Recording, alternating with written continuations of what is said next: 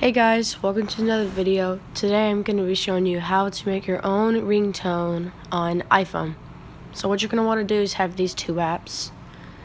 And before you actually do all this, you're going to want to screen record the sound that you want your ringtone. And after that, you're going to go into Ringtone Maker. And once you're in, you're not going to have anything here. You're just going to see a purple plus at the bottom. And you're gonna go ahead and press that once you have your screen record, and press import from video, and press on the screen record that you screen recorded. And once you've done that, it will be here, and you could clip it, do whatever you want, rename it like ringtone or ring, whatever you want. And so once you've done all of that, you're going to want to press make. And then go into the second app, GarageBand. And then it will be here. Obviously you won't have all of these. You'll just have that one that you did. And you're going to go and press that.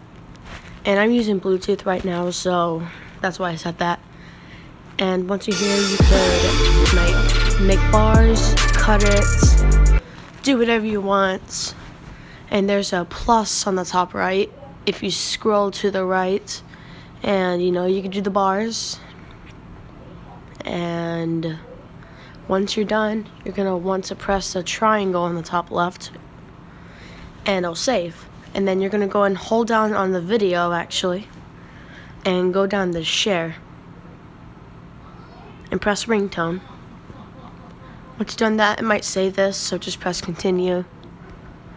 And then you're going to want to press export on the top right. And it'll be exporting. And then you're going to press use sound as.